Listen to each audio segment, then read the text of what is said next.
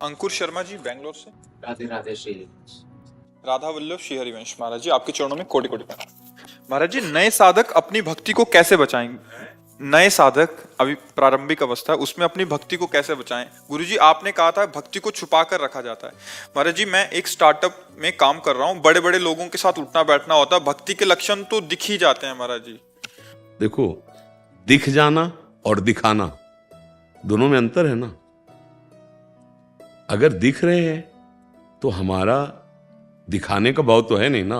अब जैसे हमारे गुरु परंपरा से तिलक मिला है, हमें कंठी मिली, अब गर्दन उतरवा सकते हैं, इसको थोड़ी मिटा सकते हैं। अब वो देख के कोई कहे इतना बड़ा तिलक लगा है, कंठी वजह बड़ा दिखावा कर रहा है, भजन तो ऐसे भी हो सकता है, ये उसका विचार है। हम दिखाने के लिए कुछ ना करें, हमारी निष्ठा जो है हम उस निष्ठा से चल रहे हैं, और उसमें तो भक्त ही दिखाई देगा ना, चोर तो चोर ही दिखाई देगा ना। अब हम दिखा नहीं रहे, वो दिख रहा है, उसको देखे। हमारे अंदर जब भाव आता है दिखावा, वो निषेध, समझ रहे। अब हमें गुरु जी ने इतनी माला करनी है, वो करनी माला, बड़ा भजनानंदी बनता है, माला लिए घूमता है, तो माला छोड़ देंगे क्या? तिलक लगाए है बड़ा, छोड़ देंगे क्या? बिल्कुल। हमें दिखाने का भाव नहीं होना चाहिए। दिखावा का अपने भाव होता है ना, दिखाने के लिए जो करोगे फिर भक्ति छीन हो जाएगी। स्वयं हमारा जो कर्तव्य है, गुरु आज्ञा है, शास्त्र आज्ञा, उसके अनुसार चल रहे हैं, और किसी को दिखाई दे रहा तो वो उसकी बात है।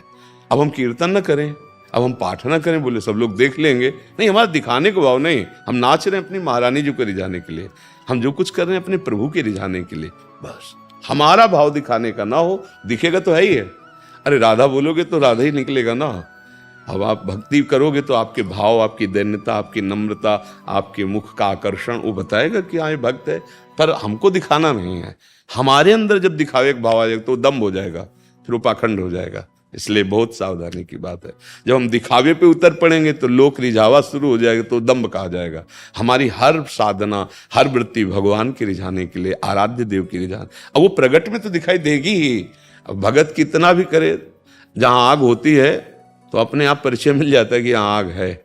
आँच होती है, उसका धुआं निकलता है, उसका तेज होता है। ऐसे ही भगवान नाम की आग जिसके हृदय में, तो उसकी आंख, उसका चेहरा, उसके आचरण, उसकी वाणी सब बदली हुई नजर है। वो दैवी संपदावान भगवान का पार्षद हो जाता है, भले पैंट शर्ट में रहो। समझ रहे ना। तो हमें दिखावा नहीं करना, बल्कि हमें सत्य मार्ग में चलना है। अब वो उसका प्रभाव तो पड़ेगा ही। अब उसमें कोई द्वेष करके तुम्हें निंदा भी करेगा तो कोई तुम्हारी बात समझकर तुम्हें सम्मान भी करेगा। हमें दोनों नहीं स्वीकार करने, न सम्मान और न निंदा। वो तुम्हारी मति निंदा कर रहे हो, तुम्हारी मति सम्मान कर रहे हो।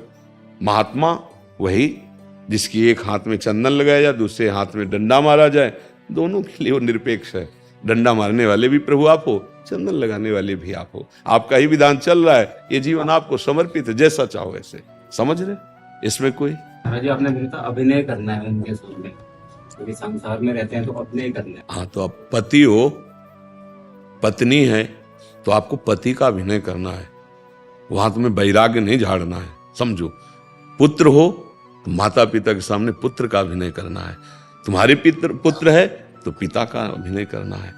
आप कहीं गए हो, ऑफिसर आपका है तो सेवक का अभिनय करना है। किसी के आप ऑफिसर हैं तो आपको उसका अभिनय, आप हो नहीं, आप हो भगवान के दास, पर लीला में आपको अभिनय करना है। समझ में आ रही बात?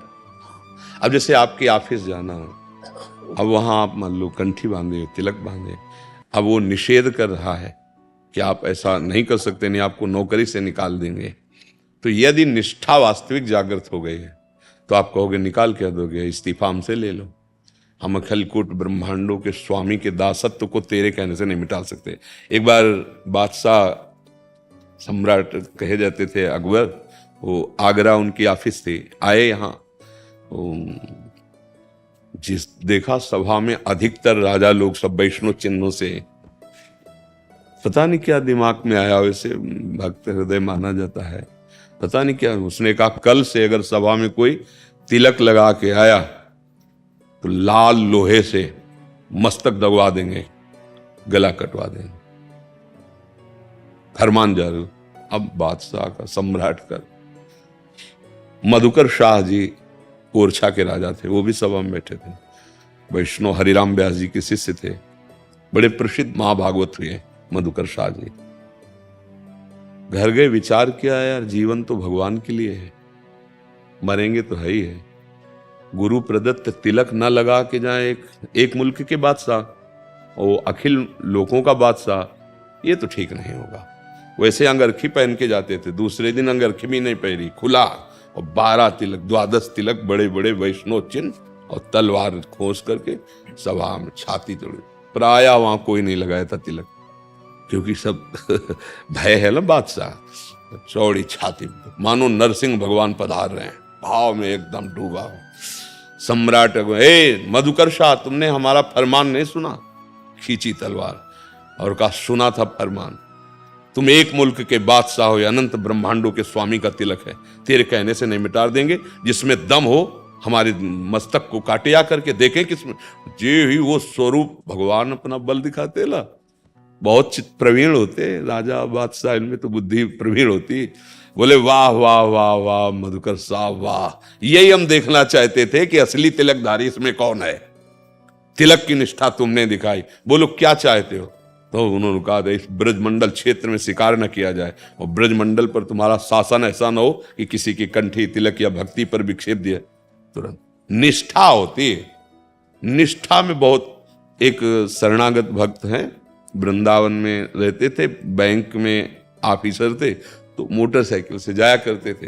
अब उनका ट्रांसफर कहीं और वो बहुत निष्ठा कि अब हम वृंदावन से, तो हमारे पास आए, उनका महाराज जी अब इतनी दूर ट्रांसफर हुआ है कि हम वृंदावन से बाहर हो जाएंगे, और अब क्या करें, हम जा नहीं सकते, अब हम भले यहाँ रोटी मांग के खावें या कुछ करें या फिर प्राण छूट जाए, वृंदावन से तो नहीं जाएंगे। 2 बच्चे, पत्नी, और वो तो जैसे गृहस्थ जन रहते, बहुत बढ़िया मकान, सब बैंक के ऑफिसर।